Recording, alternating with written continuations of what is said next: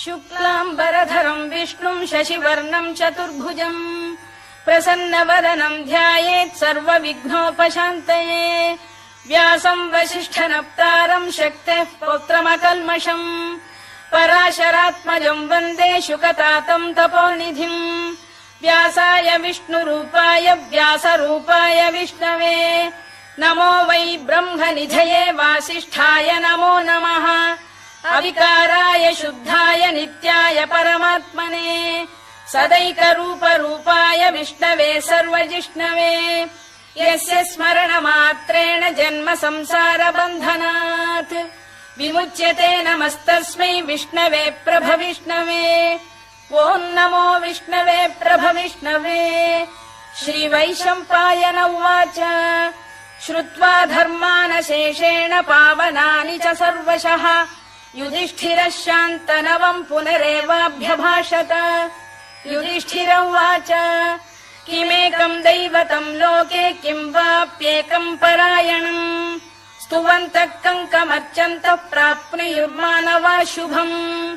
को धर्मः सर्वधर्माणाम् भवतः परमो मतः किम् जपन्मुच्यते जन्तुर्जन्म संसारबन्धनात् श्रीभीष्म उवाच जगत्प्रभुम् देवदेवमनन्तम् पुरुषोत्तमम् स्तुवन्नाम सहस्रेण पुरुषः सततोत्थितः तमेव चार्चयन्नित्यम् भक्त्या पुरुषमव्ययम् ध्यायम् स्तुवन् नमस्यम् च यजमानस्तमेव च अनादिनिधनम् विष्णुम् सर्वलोकमहेश्वरम् लोकाध्यक्षम् स्तुवन्नित्यम् सर्वदुःखातिगो भवेत् ब्रह्मण्यम् सर्वधर्मज्ञम् लोकानाम् कीर्तिवर्धनम् लोकनाथम् महद्भूतम् सर्वभूतभवोद्भवम् एष मे सर्वधर्माणाम् धर्मोऽधिकतमो मतः यद्भक्त्या पुण्डरीकाक्षम् स्तवैरच्चेन्नरः सदा परमम् यो महत्तेजः परमम् यो महत्तपः परमम् यो महद्ब्रह्म परमम् यः परायणम् पवित्राणाम् पवित्रम् यो मङ्गलानाम् च मङ्गलम् दैवतम् देवतानाम् च भूतानाम् यो व्ययः यतः सर्वाणि भूतानि भवन्त्यादियुगागमे यस्मिंश्च प्रलयम् यान्ति पुनरेव युगक्षये तस्य लोकप्रधानस्य जगन्नाथस्य भूपते विष्णोर्नाम सहस्रम् मे शृणु पापभयापहम् यानि नामानि गौणानि विख्यातानि महात्मनः ऋषिभिः परिगीतानि तानि वक्ष्यामि भूतये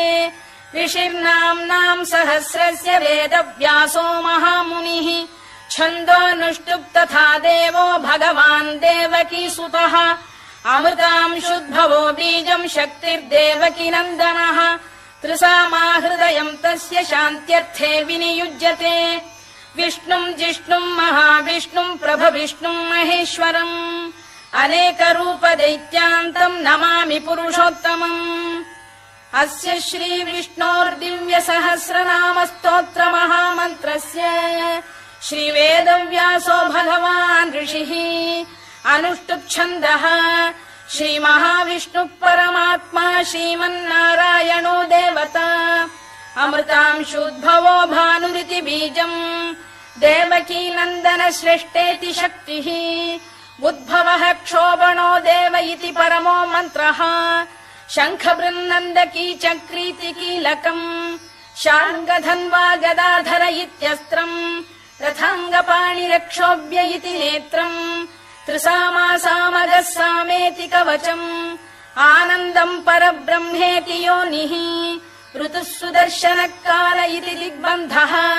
श्रीविश्वरूप इति ध्यानम् श्रीमहाविष्णुप्रीत्यर्थे सहस्रनाम जपे विनियोगः ध्यानम् क्षीरोदन्वत्प्रदेशे शुचिमणिविलसत्सैकते मौक्तिकानाम् माला क्लुप्तासनस्थ स्फटिकमणिनिभैर्मौक्तिकैर्मण्डिताङ्गः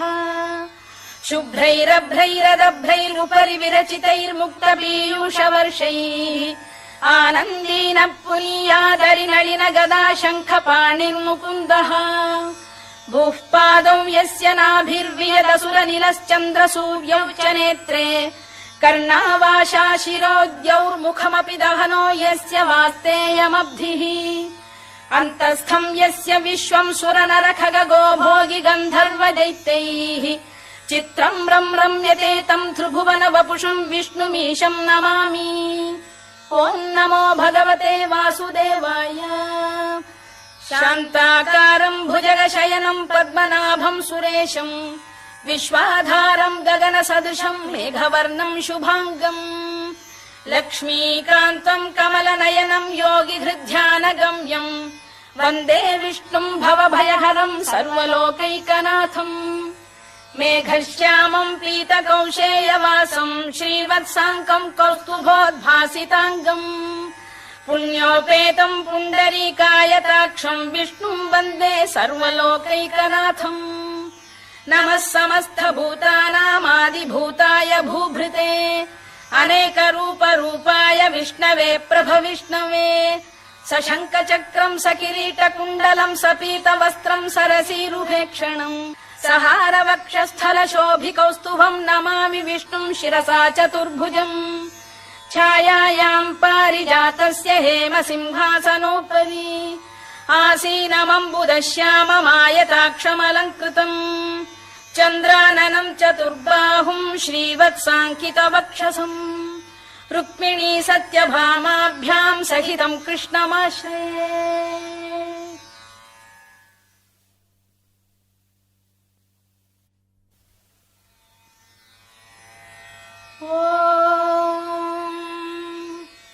विश्वम् विष्णुर्वषत्कारो भूतभव्य भवत्प्रभुः भूतकृद्भूतभृद्भावो भूतात्मा भूतभावनः भूतात्मा परमात्मा च मुक्तानाम् परमागतिः अव्ययः पुरुषः साक्षी क्षेत्रज्ञोऽक्षर एव च योगो योगविदाम् नेता प्रधानपुरुषेश्वरः नारसिंहवपुः श्रीमान् केशवः पुरुषोत्तमः सर्वः शर्वः शिवस्थाणुर्भूतादिर्निधिरव्ययः सम्भवो भावनो भर्ता प्रभवः प्रभुरीश्वरः स्वयम्भूः शम्भुरादित्यः पुष्कराक्षो महास्वनः अनादिनिधनो धाता विधाता धातुरुत्तमः अप्रमेयो ऋषिकेशः पद्मनाभोऽमरप्रभुः विश्वकर्मा मनुस्पष्टा स्थविष्ठस्थविरो ध्रुवः अग्राह्यः शाश्वतः कृष्णो लोहिताक्षप्रदर्दनः प्रभूतस्त्रिककुब्धाम पवित्रम् मङ्गलम् परम् ईशान प्राणद प्राणो ज्येष्ठः श्रेष्ठः प्रजापतिः हिरण्यगर्भो भूगर्भो माधवो मधुसूदनः ईश्वरो विक्रमी धन्वी मेधावी विक्रमक्रमः अनुत्तमो दुराधर्ष्य कृतज्ञः कृतिरात्मवान् सुरेशः शरणम् शर्म विश्वरेता प्रजाभवः अधः संवत्सरो व्याल प्रत्ययः सर्वदर्शनः अजः सर्वेश्वरः सिद्धः सिद्धिः सर्वादिरच्युतः वृषाकपिरमेयात्मा सर्वयोगविनिसृतः वसुर्वसुमनः सत्यः समात्मा संमितः समः अमोघः पुण्डरीकाक्षो वृषकर्मा वृषाकृतिः रुद्रो बहुशिरा बभ्रुर्विश्वयोनिः शुचिश्रवाः अमृतः शाश्वतस्थाणुर्वरारोहो महातपाः सर्वगः सर्वविद्भानुर्विश्वक्सेनो जनार्दनः वेदो वेदविदव्यङ्गो वेदाङ्गो वेदवित्कविः लोकाध्यक्षः सुराध्यक्षो धर्माध्यक्षः कृताकृतः चतुरात्मा चतुर्व्यूहश्चतुर्दंष्टश्चतुर्भुजः भ्राजिष्णुर्भोजनम् भोक्ता सहिष्णुर्जगदादिजः अनघो विजयो जेता विश्वयोनिः पुनर्वसुः उपेन्द्रो वामनः प्रांशुरमोघः शुचिरूर्जितः अतीन्द्रः सङ्ग्रहः सर्गो धृतात्मा नियमो यमः वेद्यो वैद्यः सदा योगी वीरः माधवो मधुः अतीन्द्रियो महामायो महोत्साहो महाबलः महाबुद्धिर्महावीर्यो महाशक्तिर्महाद्युतिः अनिर्देश्य वपुः श्रीमान् अमे आत्मा महादृधृत् महेश्वासो महीभर्ता श्रीनिवासः सताङ्गतिः अनिरुद्धः सुरानन्दो गोविन्दो गोविदाम्पतिः मरीचिर्दमनो हंसः सुपर्णो भुजगोत्तमः हिरण्यनाभः सुतपाः पद्मनाभ प्रजापतिः अमृत्युः सर्वदृक्सिंहः सन्धाता सन्धिमान् स्थिरः अजो दुर्मर्षणः शास्ता विश्रुतात्मा सुरारिः गुरुर्गुरुतमो धाम सत्यः सत्यपराक्रमः निमिषो निमिषस्रग्वी वाचस्पतिरुदारधीः अग्रणीर्ग्रामणी श्रीमान् न्यायो नेता समीरणः सहस्रमूर्धा विश्वात्मा सहस्राक्षः सहस्रपात् आवर्तनो निवृत्तात्मा संवृतः सम्प्रमर्दनः अधः संवर्तको वह्निरनिलो धरणीधरः सुप्रसाद प्रसन्नात्मा विश्वधृक् विश्वभुग्विभुः सत्कर्ता सत्कृतः साधुर्जह्नुर्नारायणो नरः असङ्ख्येयो प्रमेयात्मा विशिष्टः शिष्टकृच्छुचिः सिद्धार्थ सिद्ध संकल्पः सिद्धिदः सिद्धिसाधनः वृषाही वृषभो विष्णुर्वृषपर्वा वृषोदरः वर्धनो वर्धमानश्च विविक्तः श्रुतिसागरः सुभुजो दुर्धरो वाग्मी महेन्द्रो वसुदो वसुः नैकरूपो बृहद्रूपः शिपिविष्टप्रकाशनः ओजस्तेजोद्युतिधर प्रकाशात्मा प्रतापनः वृद्धस्पष्टाक्षरो मन्त्रश्चन्द्रांशुर्भास्करद्युतिः अमृतांशुद्भवो भानुः शशबिन्धुः सुरेश्वरः औषधम् जगतः सेतुः सत्यधर्मपराक्रमः भूतभव्यभवन्नाथः पवनः पावनो नलः कामः कामकृत्कान्तः कामः कामप्रदप्रभुः युगादिकृद्युगावर्तो नैकमायो महाशनः अदृश्यो व्यक्तरूपश्च सहस्रजिदनन्तजित् इष्टो विशिष्टः शिष्टेष्टः शिखण्डी नघुषो वृषः क्रोधः क्रोधकृत्कर्ता विश्वबाहुर्महीधरः अच्युत प्रथित प्राण प्राणदो वासवानुजः अपां निधिरधिष्ठानमप्रमत्त प्रतिष्ठितः स्कन्द स्कन्दधरो धुर्यो वरदो वायुवाहनः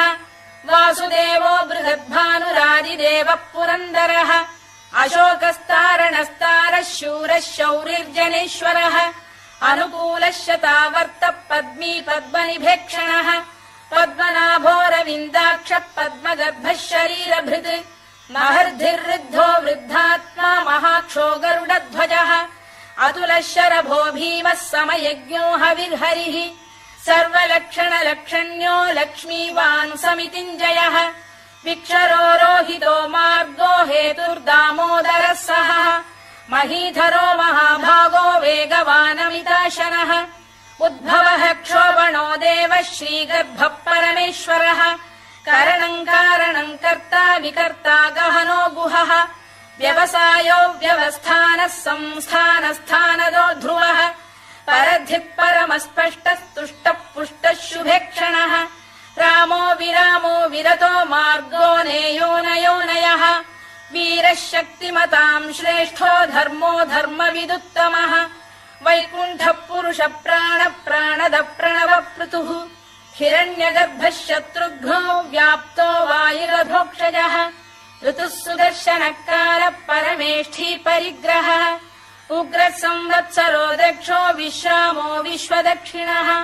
विस्तारस्थावरस्थाणुः प्रमाणम् बीजमव्ययम् अर्थोऽनर्थो महाकोशो महाभोगो महाधनः अनिर्विण्णस्थविष्ठो भूर्धर्मयूपो महामखः नक्षत्रनेमिर्नक्षत्री क्षमः क्षामः समीहनः यज्ञयुज्यो महेज्यश्च क्रतुः सत्रम् सताम् गतिः सर्वदर्शी विमुक्तात्मा सर्वज्ञो ज्ञानमुत्तमम् सुव्रतः सुमुखः सूक्ष्मः सुघोषः सुखदः सुहृद् मनोहरो जितक्रोधो वीरबाहुर्विदारणः स्वापनः स्ववशो व्यापी नैकात्मा नैककर्मकृत् वत्सरो वत्सलो वत्सी रत्नगर्भो धनेश्वरः धर्मकृद्धर्मकृद्धर्मी सदसक्षरमक्षरम् अविज्ञाता सहस्रांशुर्विधाता कृतलक्षणः गभस्तिनेमिः सत्तस्तः सिंहो भूतमहेश्वरः आदिदेवो महादेवो देवेशो देवभृद्गुरुः उत्तरो गोपतिर्गोप्ता ज्ञानगम्यः पुरातनः शरीरभूतभृद्भोक्ता कपीन्द्रो भूरि दक्षिणः सोमपो मृतपः सोमः पुरुजिः पुरुषत्तमः विनयो जयः सत्यसन्धो दाशार्हः सात्वताम् पतिः जीवो विनयिता साक्षी मुकुन्दोमित विक्रमः अम्भोनिधिरनन्तात्मा महोदधिशयोऽन्तकः अजो महार्घः स्वाभाव्यो जिता मित्र प्रमोदनः आनन्दो नन्दनो नन्दः सत्यधर्मात्रिविक्रमः महर्षि कपिलाचार्य कृतज्ञो मेदिनीपतिः त्रिपदस्त्रिदशाध्यक्षो महाशृङ्गकृतान्तकृत् महावराहो गोविन्दः सुषेणः कनकाङ्गनी गुह्यो गभीरो गहनो गुप्तश्चक्रगदाधरः मेधास्वाङ्गो जितकृष्णो दृढः सङ्कर्षणोच्युतः वरुणो वारुणो वृक्षः पुष्कराक्षो महामनाः भगवान् बलहानन्दी वनमाली हलायुधः आदित्यो ज्योतिरादित्यः सहिष्णुर्गतिसत्तमः सुधन्वाखण्ड परशुर्दारुणो द्रविणप्रदः दिवस्पृक् सर्वदृग्व्यासो वाचस्पतिरयो निजः त्रिसामासामगः साम निर्वाणम् भेषजम् भिषज सन्न्यासकृच्छमः शान्तो निष्ठा शान्तिपरायणम् शुभाङ्गः शान्तिदः स्रष्टा कुमुदः कुवलेशयः गोहितो गोपतिर्गोप्ता वृषभाक्षो वृषप्रियः अनिवर्ती निवृत्तात्मा संक्षेप्ता क्षेमकृच्छिवः श्रीवत्सवक्षः श्रीवासः श्रीपतिः श्रीमताम्बरः श्रीधः श्रीशः श्रीनिवासः श्रीनिधिः श्रीविभावनः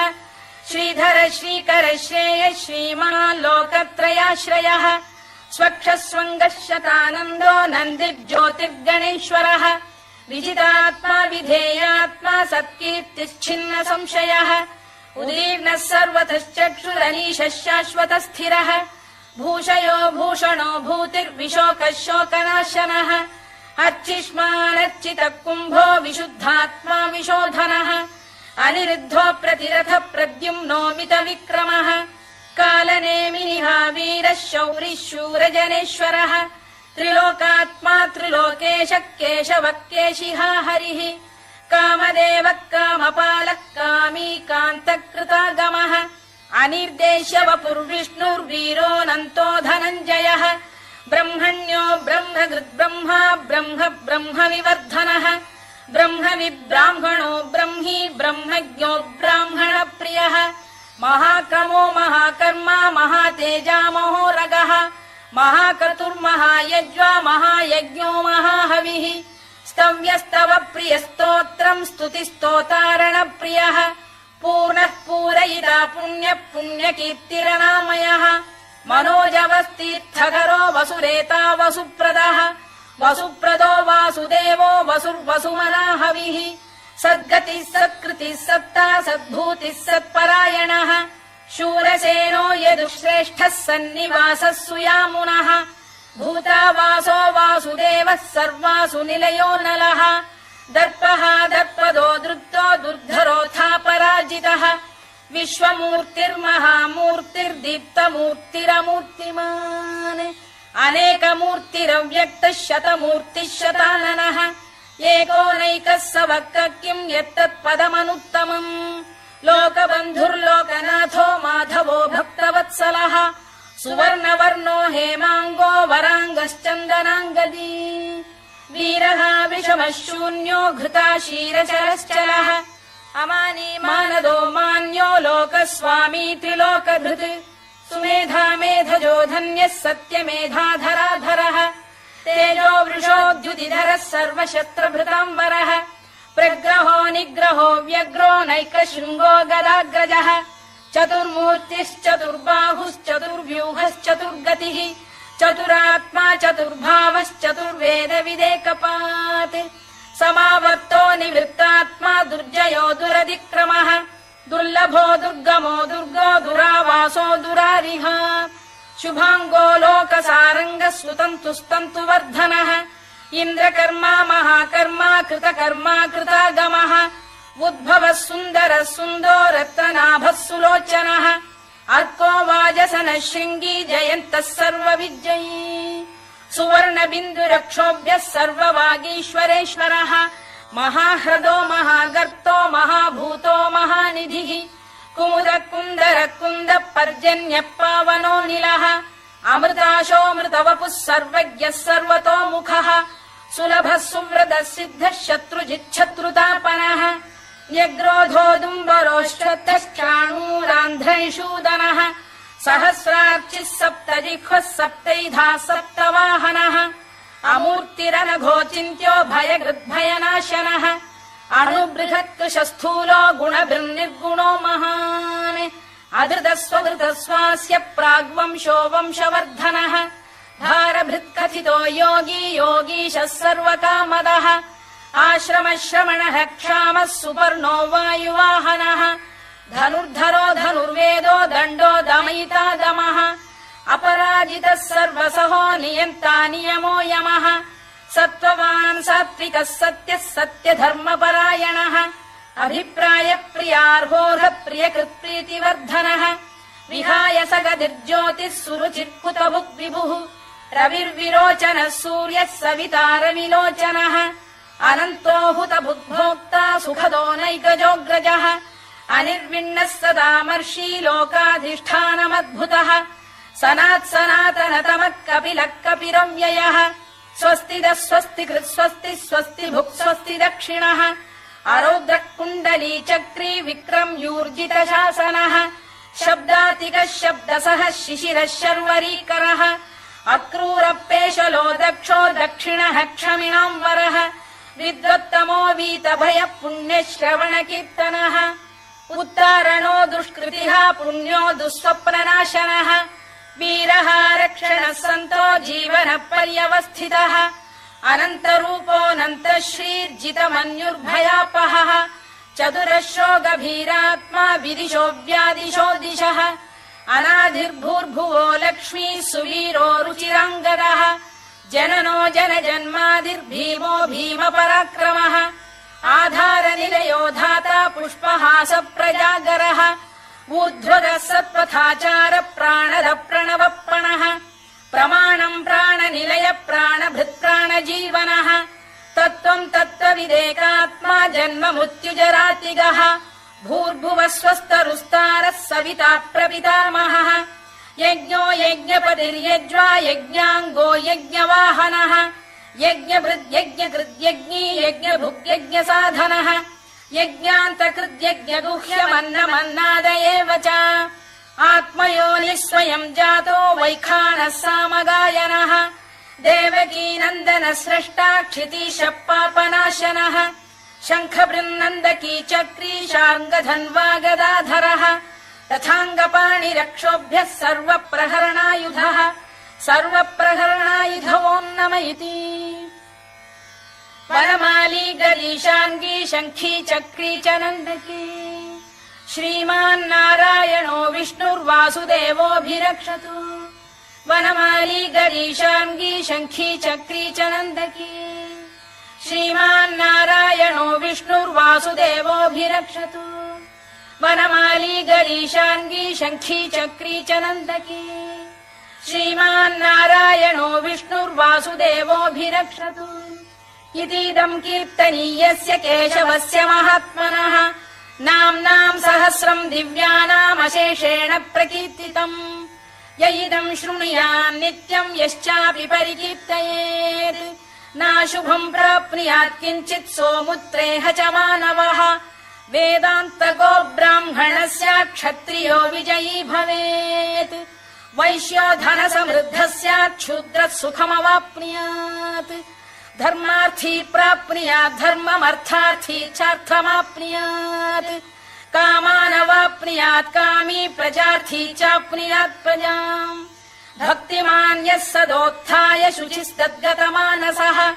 सहस्रम् वासुदेवस्य नाम्नामेतत् प्रकीर्तयेत् यशः प्राप्नोति विपुलम् याति प्राधान्यमेव च अचलाम् श्रियमाप्नोति श्रेयः प्राप्नोत्यनुत्तमम् न भयम् क्वचिदाप्नोति वीर्यम् तेजश्च विन्दति भवत्यरोगोद्युतिमान् बलरूपगुणान्वितः रोगार्तो मुच्यते रोगात् बद्धो मुच्येत बन्धनात् भयान्मुच्येत भीतस्तु मुच्येतापन्न आपदः दुर्गाण्यतितरत्याशु पुरुषः पुरुषोत्तमम् स्तुवन्नाम सहस्रेण नित्यम् भक्ति समन्वितः वासुदेवाश्रयो मर्त्यो वासुदेवपरायणः सर्वपाप विशुद्धात्मा याति ब्रह्म सनातनम् न वासुदेव भक्तानाम् अशुभम् विद्यते क्वचित् जन्म मृत्युजरा व्याधि भयम् नैवोपजायते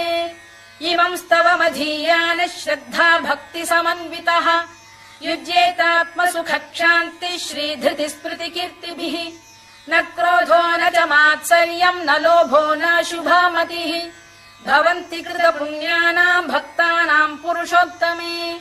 द्यौः स चन्द्रार्कनक्षत्राखम् दिशो भूर्महो दधिः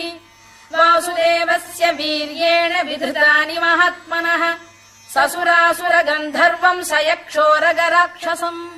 जगत्वशे वर्ततेदम् कृष्णस्य सचराचरम्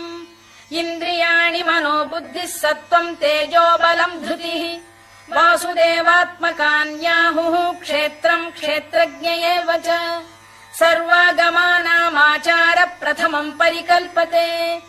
आचार प्रभवो धर्मो धर्मस्य प्रभुरच्युतः ऋषयः पितरो देवा महाभूतानि धातवः जङ्गमा जङ्गमम् चेदम् जगन्नारायणोद्भवम्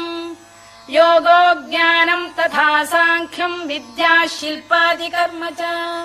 वेदाः शास्त्राणि विज्ञानमेतत् सर्वम् जनार्दनात् एको विष्णुर्महद्भूतम् पृथग्भूतान्यनेकशः त्रीन् लोकान् व्याप्य भूतात्मा भुङ्क्ते विश्वभुवव्ययः इमम् स्तवम् भगवतो विष्णोर्व्यासेन कीर्तितम् पठेद्य इच्छेत् पुरुषः श्रेयत् प्राप्तुम् सुखानि च विश्वेश्वरमजम् देवम् जगतः प्रभुमव्ययम् भजन्ति ये पुष्कराक्षम् न ते यान्ति पराभवम् न ते यान्ति पराभवम् ओन्नम इति अर्जुनोवाच पद्मपत्र विशालाक्ष पद्मनाभसुरोत्तम भक्तानामनुरक्तानाम् त्राता भव जनार्दन श्रीभगवानुवाच यो माम् नाम सहस्रेण स्तोतुमिच्छति पाण्डव सोऽहमेकेन श्लोकेन स्तुत एव न संशयः स्तुत एव न संशयोऽन्नम इति व्यास उवाच वासनाद्वासुदेवस्य वासितम् भुवनत्रयम् सर्वभूतनिवासोऽसि वासुदेव नमोऽस्तु ते वासुदेव नमोऽस्तु ते ओन्नम इति पार्वत्युवाच केनोपायेन लघुना विष्णोर्नाम सहस्रकम् पठ्यते पण्डितैर्नित्यम् श्रोतुमिच्छाम्यहम् प्रभो ईश्वर उवाच श्रीराम राम रामेति रमे रामे मनोरमे सहस्रनाम तत्तुल्यम् राम नाम वरानने श्रीराम राम रामेति रमे रामे मनोरमे सहस्रनाम तत्तुल्यम् राम नाम वरानने श्रीराम राम रामेति रमे रामे मनोरमे सहस्रनाम तत्तुल्यम् राम नाम वरानने राम नाम वरानन ओन्नम इति ब्रह्मोवाच नमोऽस्त्वनन्ताय सहस्रमूर्तये सहस्रपादाक्षि शिरोरुबाहवे